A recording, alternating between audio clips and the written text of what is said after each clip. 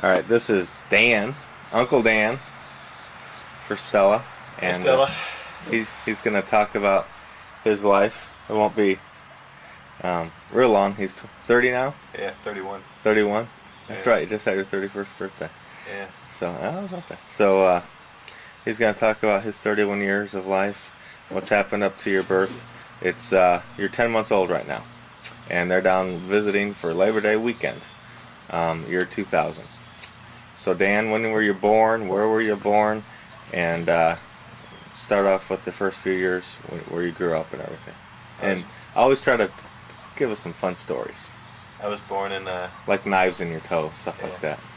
I was born July 18th, 1969, 2 days before they first landed on the moon. And been kind of loony ever since. And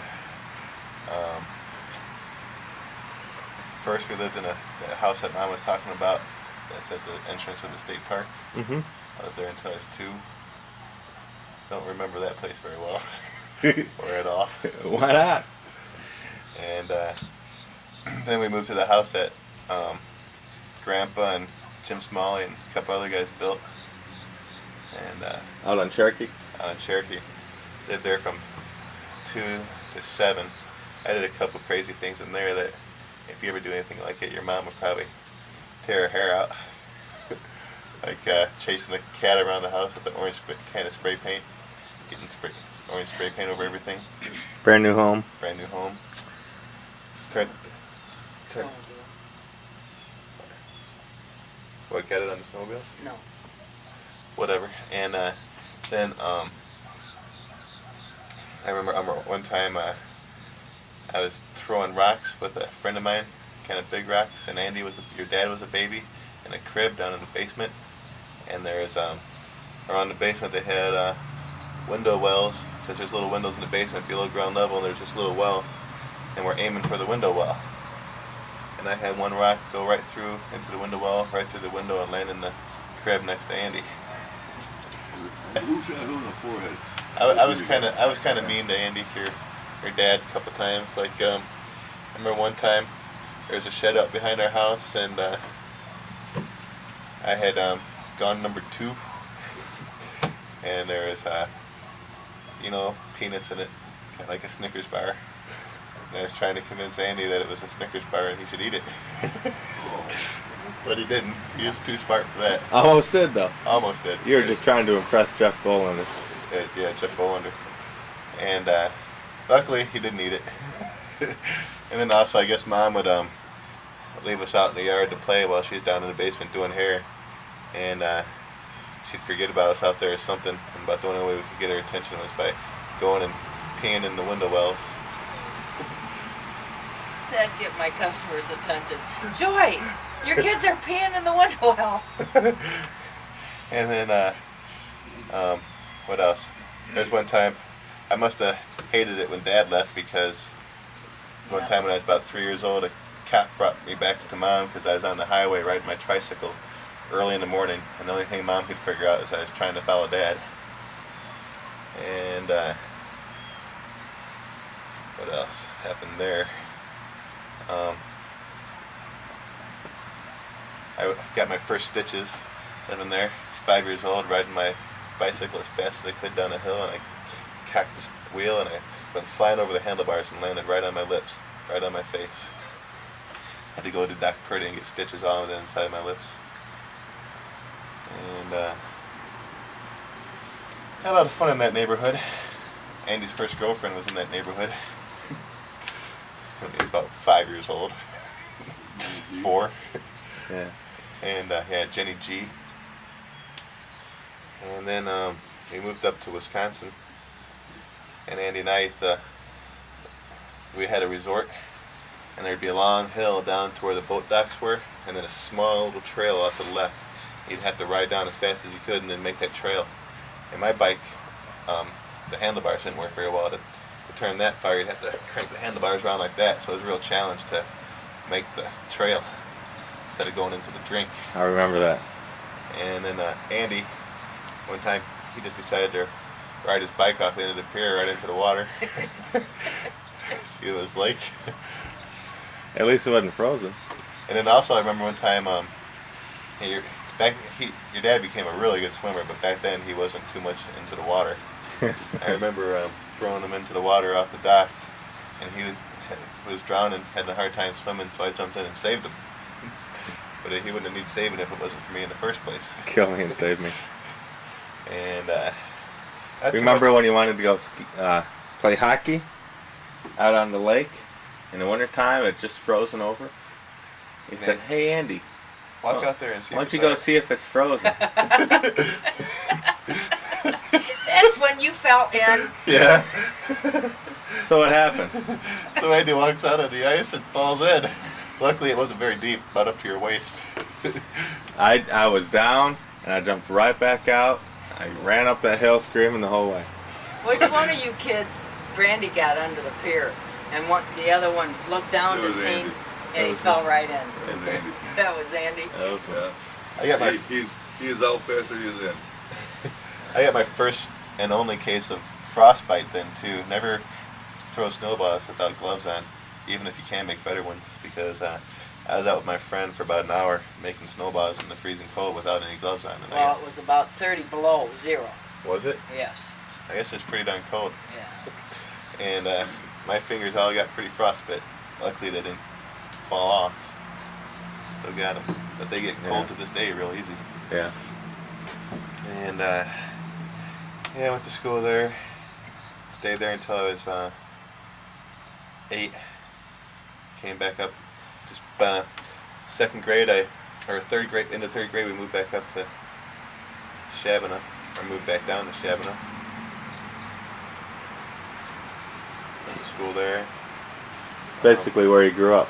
Yeah, Shabana. Pretty much grew up there except for a year and a half up in Wisconsin, in North Woods.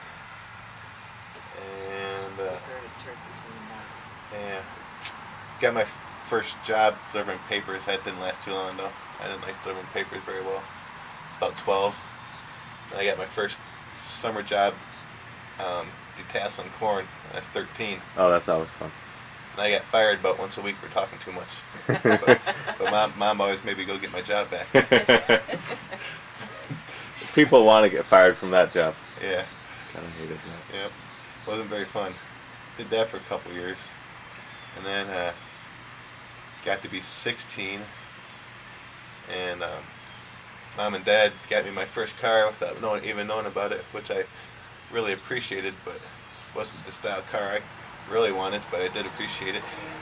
What kind of car was that? It was a 1980 Ford Mustang 4-banger. It wasn't the sporty Mustang. It was like the little hatchback mom car Mustang. 4-cylinder. Yeah. Standard transmission. And it had a rear leaky main seal, the leaky rear main seal that had caused it to smoke. I remember one time my friends and I went into I was 16, we went into a place called Lasers. It was a underage drinking bar. You know, you couldn't drink real alcohol, just non-alcoholic beverages, and you could dance and have a good time. I'm in there and hear over the intercom, whoever owns the blue Ford Mustang, license plates da-da-da, your car's on fire. And Pat knocks, hey Dad, they're talking about your car. So I go out there and sure enough, it was just smoking because the engine was still hot, or something was still hot, and the oil was leaking onto it. We'd pull up to stop signs, or stop lights, and the smoke would catch up with us until we took off again. So I was always on the look for a new car. We used to take your car and put it in neutral and push it up and down the street. And then, for some reason, it wouldn't go back along the curb the same way it started. I don't know if you ever noticed that. No, probably not. Becky and Aaron Sands and me and Greg Lidoff and Greg Spears, we'd all be pushing your car up and down the street. Remember when I'd take you guys and pull you on the jet ski up and down the street? Yeah, in the truck. On the Yeah, I'd ski. On the skis. Yeah. On the On the monoski. snow, ice. But then I found a Buick, really nice black Buick with a moonroof. It was cool. It was an awesome car. All my friends loved it. When I was 17, whenever we went out, we were always in my car. Mom and Dad used to get kind of mad that like they thought my friends were taking advantage of me, but I liked it anyways. And But then I go to college my first year, and Andy, who's not your dad, is not even 16 yet, doesn't even have a driver's license. I had my learner's permit. Takes my car out with about 7 of his friends, all crammed inside of there. 8 friends, all crammed inside of there, and one third of the sophomore class. goes out to the forest preserve where there's a narrow, windy gravel road and trees close on each side, and driving like a maniac through there, and totaled my car. While I was down at school, I call home, see how things are going. Mom goes, "Hey, Dan, your brother has something he wants to tell you." I'm like, "Okay." And he gets on the phone. He couldn't tell me. And finally, Mom has to tell me for him. "Dan, he wrecked your car." Thank God I had insured that thing a week or two before. And I was like, "You're kidding, right?" "You gotta be joking." "Nope, I wrecked it." But I was pretty forgiving. He's lucky he didn't get his butt beat. You couldn't beat it anymore. Yeah, at that time I could have. And so then, finished up school. I was never the best student. I was always daydreaming or doing things other than what I was supposed to be doing because I thought it was boring. But I did good enough that I could go to college. But did the same thing in college. Didn't finish it. Had too much fun. My roommate was a bartender. Used to go out and have a good time and party every night and sleep through all my classes, which was really bad.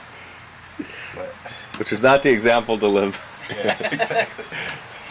Then I came back and moved back up north, or came back home and tried community college for a while. Got a few classes under my belt, which I could probably still use, but never got a degree with them. Tried working different jobs for a while. When I was in high school, I worked at a turkey farm. I was about 16 years old. You'd go out and have to feed all these turkeys, and when they got bigger, you'd take them out from the barns and put them in the field, and we'd go for 2 hours in the morning before school. Actually, they'd pay us for 2 hours. We'd work for an hour and a half from 6 to 7:30 and herd the turkeys in. And then in the evenings after school, I'd go out for 3 or 4 hours and work it, cleaning up where they butchered the turkeys, which is a nice, clean job. Big guys. Oh, the nice part was we'd bag ice. That wasn't too bad. That was nice and clean. It was a lot better than cleaning up the butcher room. And Andy, knowing that I really liked animals and had a soft spot for him, asked him if I gave all the turkeys a name. I said, "Yeah, Andy." So all the turkeys were named Andy. After that job, I worked at Pick and Save for a bit back in the meat market, cleaning up the meat cleaning machines. That's right. And I also worked for the Illinois Department of Conservation at the state park. My boss said it was a Department of Conversation.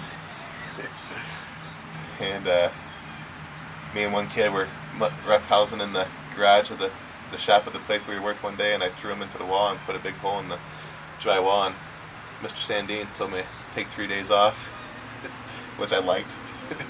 Didn't mind taking 3 days off. And so then, after that summer, I went to college. Had too good of a time. Came back and tried community college for a while. And during this whole time, I had a friend, one of my best friends from high school, lived out in Colorado, and he was a skier. And Andy and I, when I was 19 and Andy was 17, took our first vacation out to Colorado. And we drove a total of 30 hours for being able to stay out there 2 days. And we had a good time. Went to some bars that we could get Andy into. First time Andy really got into a bar he could go to. Well, it's the second time maybe. And then every year after that, I made sure I made it out there to go skiing. Andy made it a couple more years with me. Some of my other friends made it a couple years with me. One year it'd be a couple different friends. Next year it'd be a couple different. But every year I made it. And go out and I learned how to ski pretty well. I fell in love with skiing in Colorado.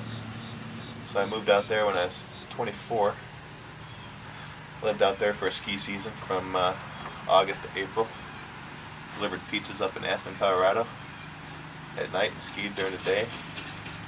Then I moved back and tried to pursue some kind of career of some sort, get my life in gear, and I met Christina right about the same time, I was thinking about going back out to Colorado because I still had a lot of friends out there. It'd been a couple years since I lived out there. And but that summer of '96, I met Christina, and I thought that I might like to marry her.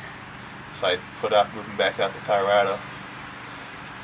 Lived with her for a year, and I married her the next summer in August. And we weren't the happiest together. She was into her career, and I wasn't into her career, moving us around. I wanted to move out to Colorado, but we ended up moving down to Dallas, Texas. Got married while we were living down there, but we got married back up in Shabana and had the reception at Mom and Bob's house. Went back down, and we had our honeymoon in San Francisco, which was really nice. Saw my friend Jason Ferreira, who lives out there, one of my best high school friends. But we stayed married for about 3 months, and we got separated. Things went downhill, and about Christmas time, or just after New Year's, I moved back up to Illinois and lived with Mom and Bob for a while. And by that summer, I was moving back out to Colorado. I've been there ever since. It's been a little over 2 years now. And I haven't done enough skiing the last couple winters because there hasn't been a lot of snow, but this winter there's going to be a lot of snow. I'm living up in Steamboat, so going to be skiing my butt off, hopefully. Lose some of this here, get back into shape, and see what I can do. During the daytime, I'm a waiter at night. Make pretty good money at it. It's not a career to pursue though. And going to be getting into Cisco, possibly, routing systems. Get somewhere I can make some good money and live the life I want. I'm not for sure if I'll end up settling down in the Chicago area. I'd like to, but whatever I do, I know I'll always be skiing. Maybe someday I can teach you how to ski. Teach Stella how to ski? Yeah, teach Stella how to ski. I'm sure she'd like that. Oh yeah. No fear. Any other fun stories? Oh, besides like you wrecking my car and. Oh yeah, I remember one time I was about 12, and there's a game called Mumbly Peg or Stretch, a couple different names this goes by, and what it is you stand with your feet, you just stand with your feet on the ground, you got a knife in your hand, and you try to get it to stick into the ground. If you don't get it to stick in the ground, you lose. But if you get it to stick in the ground, the other guy has to keep 1 foot stationary and try to reach over to where you got it to stick. Just pull it up. But I was just practicing. I wasn't playing with anybody, and I had a big old Bowie knife about that long, about that wide, and I went to throw it, and I released it way too late, and it went straight down, right through the top of my shoe, to my big toe and out the bottom. And I go hobbling into the garage where Andy, who's only 10 maybe, is using a grinder and sharpening lawnmower blades. And I walk in on my heel and I go, Common "Hey Andy, task for a 10-year-old. could you pull this out for me?" He goes, "No way." So I had to get my foot elevated, lay on my back, and lay like that. Mom came out and pulled the knife out, and blood started going everywhere. Had to go down to the doctor and get it bandaged up. We were planning on going out to the Amanda colonies the other day, but kind of canceled that trip. Another kind of funny time was me and my friends and I. Oh, we also at one time, when I was about 10 years old, Andy was about 8, we got a BB gun, a nice little Daisy, and we managed to play with that thing for about a year before anything happened. And then we're out in the yard, and everybody thought that my brother and I, we fought a lot, so everybody thought that Andy shot me on purpose, but that's not what happened. We're out in the yard, and I'm throwing cans up in the air, and Andy's shooting from his hip like John Wayne. No, I was actually trying to aim. But I couldn't get the aim until it got down right in front of your head. Oh. So, next thing you know, I thought like some big bee came and stung me. I was like, something stung me. But then I take my hand away, there's blood all over it. Blood coming down, and As the only year Dad made us get crew cuts. He must have known something was going to happen. I had my hair all short. I go running in the house, and Mom's taking a nap on the couch, and I say, "Hey, Mom, Andy shot me in the head with a BB gun." She goes, "Okay, just wait till your dad gets home." So we kind of tried to stop the bleeding. We waited till Dad got home. I don't know how much longer it was. It wasn't too much longer. Took me down to the doctor's office, which was right at the end of the street, family doctor. And that BB just went in right above my hairline, and you could see the bump underneath my scalp. And the reason it was a good thing we had a crew cut is because the doctor had to shave that little spot clean, so my hair wasn't totally uneven. And he put a little sheet over my head, and he tried to numb me up with some Novocaine or whatever, and he'd shoot it in, and the liquid would come right back out the hole that the BB went in. And Andy's punishment, he has a weak stomach. He can't stand shots or anything nasty. And his punishment was he had to watch the doctor do that to me. And then he starts going in with a little scalp, a little thing to get in and take the BB out, and you can see it moving underneath my skin, and Andy is just turning white, about ready to throw up, I think. Doc Perry said, "You better take him out." His stomach's about to turn. But he deserved at least that much for shooting me in the head. And then what else was I going to say before that? I don't know. Oh, that happened, and Something about when we were older. a little bit older. Oh yeah, about we were seniors in high school, and my friends and I, they knew a couple guys that were in a fraternity up in DeKalb, where they have Northern Illinois University, and the fraternities where a lot of college kids get together and party hardy. It's where you don't want to go, Stella. And we happened to be, it was great, man. It's me, Jason Ferreira, and Garrett Jessica, and we go to this party, and got in, and I got to run the keg. I'm just a senior in high school, and I'm running the keg, pouring myself beers, poured all the girls beers and everything, and having a good old time.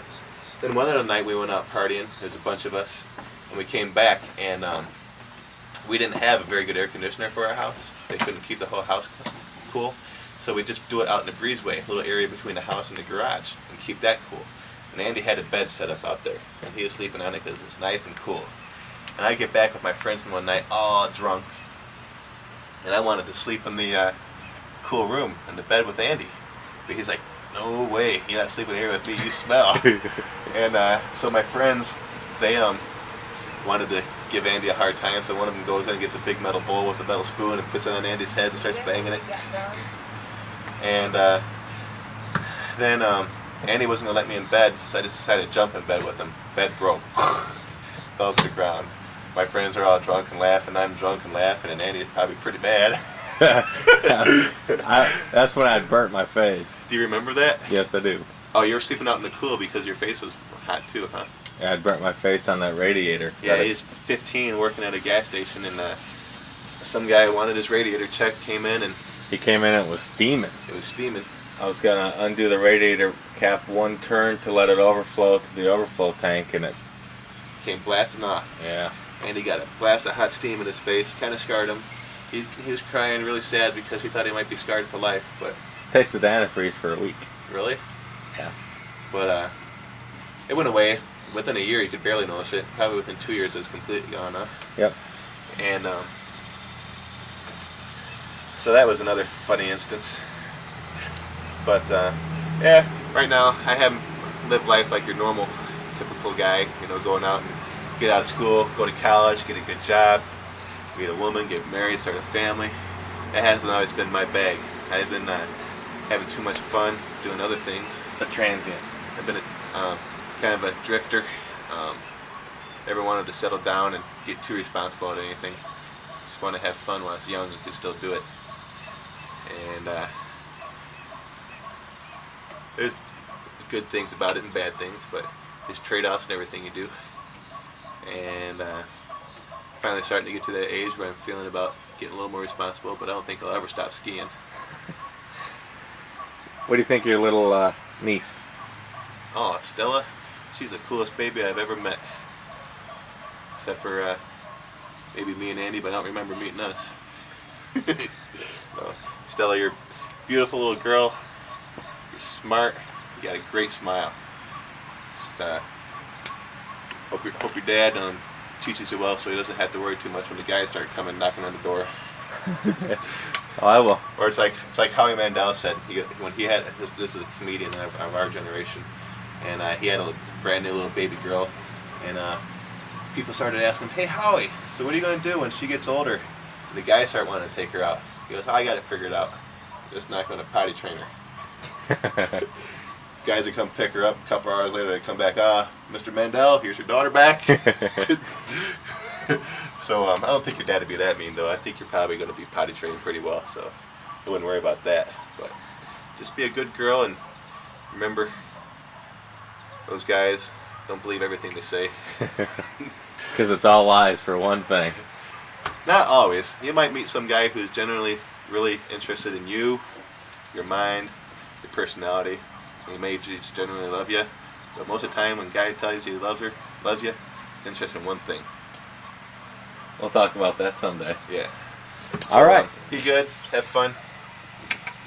Stay alert.